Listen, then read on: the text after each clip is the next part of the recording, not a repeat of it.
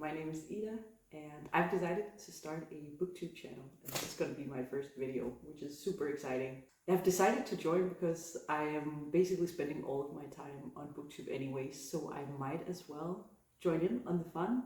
And I've just heard so many great things about this community and how people say everyone's so nice, and it's just a great place to make friends and a great place to talk about the books that you enjoy.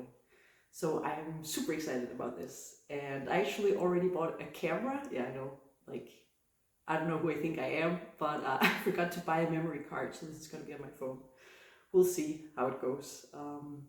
Also, this is my cat. She's probably gonna be in most of the videos because she tends to like books just as much as I do. She always joins me whenever there are books around for her to scratch up against. I'm going to start out by telling a little bit about my October TBR, and I do have a lot of books on this list. I'm not sure I'll get through all of them, fingers crossed, but a few of them are also graphic novels, and I do have a few short stories as well, so I'm hoping that I'll be able to get through all of them. But I'm going to start out with maybe one of my most anticipated books of this month. I just received it this morning, and that is The 13th Child by Aaron A. Gregg. And this is going to be my first book by this author, but I've heard so many great things about this one. And as far as I can tell, this book is a dark fairy tale, which I think is perfect for this time of the year. And it's about this 13th child. Her name is Hazel. And as the 13th child, she's promised to one of the gods. And in this case, it's the god of death. This book is just supposed to be really, really beautiful and sad. And I'm guessing scary as well. And yeah, I'm just really excited to dive into this author's books, and I think this cover just, I don't know, it speaks for itself. It's so beautiful. The next books are actually rereads, and they're going to be my third reread. And that's going to be one of my all-time favorite series, The Raven Cycle. If you haven't read these books yet, I highly recommend it. I read them many years ago, and then I reread them a couple of years ago. And I just always think about them during autumn time. I feel like it's impossible to explain what it's about.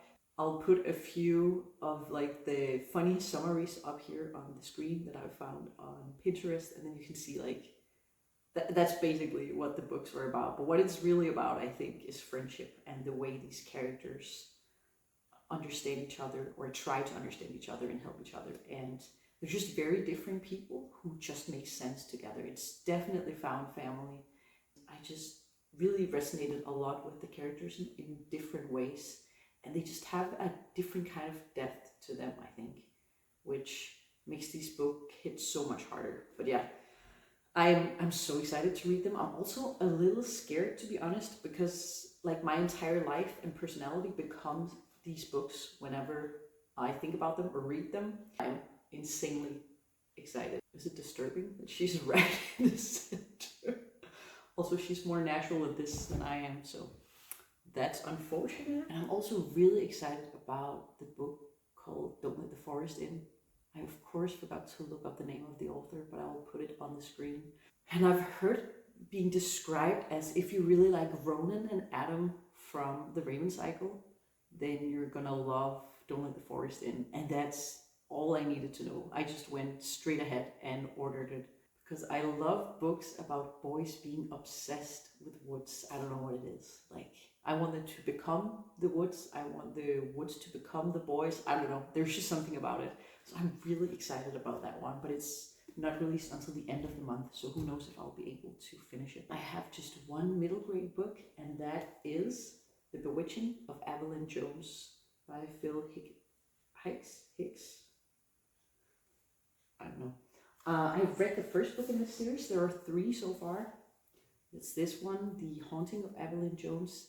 And just look at this cover, like this screams autumn, right?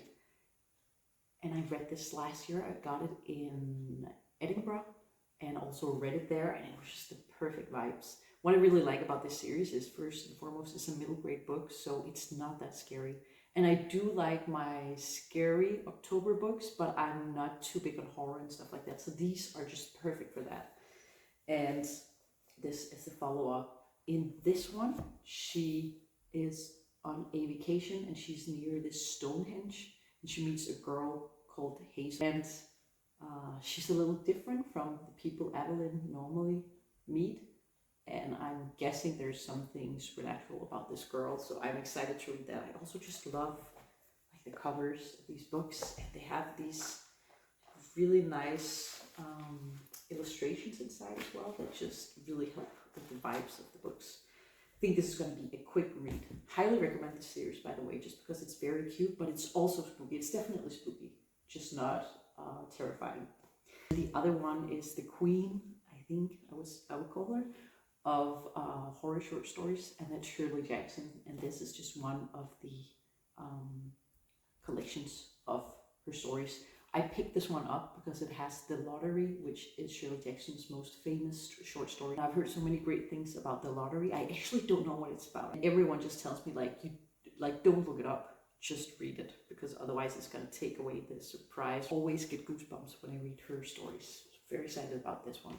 And then finally we have graphic novels, and these I should be able to finish because they're super quick. First two I already got from the library.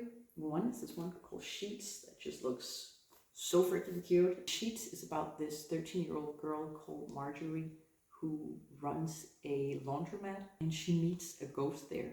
I'm just going to read a little bit about it because I haven't read it yet, and I don't know anyone who's read it, but I picked it up because it looked super cute and because Liv's Library here on YouTube recommended it. So Sheets is a powerful story about a young girl's perseverance even when all odds are stacked against her. It shows that forgiveness and second chances can result in unlikely friendships. Above all, it's an invitation into an unusual haunted laundromat that brings family, friends, and yes, sheets to life.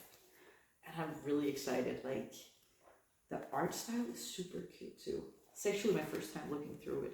I'm definitely gonna read this later. It looks very, very cute. So excited for this one. And then I also got Cian's Tea Party. So cute again. Also the art style in this one is just to die for. That's like honestly so cute. And this one, I don't even know what it's about because it doesn't say so on the cover, but the creator of the Tea Dragon Society has written a blurb for this book, and that's pretty much all I needed to know because I love the Tea Dragon Society. I thought that one was so cute.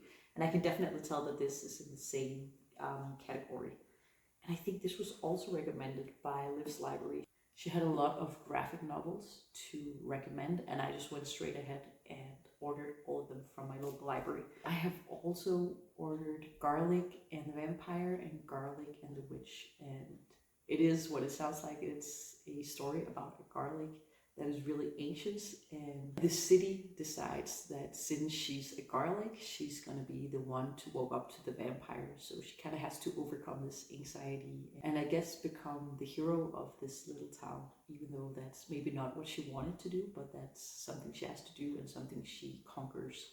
So it sounds really cute. I'm very excited to read it. And then finally, I have the graphic novel called Pumpkinheads, and I've looked at this cover so many times and I've been about to pick it up, but haven't done it before now. But I am super excited. It's about these two high school kids who have worked at the same pumpkin patch for a couple of years. All the art inside looks super autumnal. So yeah, that's quite a few books. I really hope I'll be able to read through them. I will definitely give an update later on. And I think that will be all for my first video.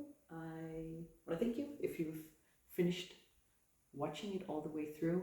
And if you've read any of the books that I have on my TBR list, please let me know and let me know your thoughts. And I would also like to know, what is your most anticipated read for October? I know for a lot of readers, October is like the perfect reading month, and that's the time where we truly come alive. So I'm super curious to hear what you're looking forward to, and maybe it will go on my never-ending TBR list as well.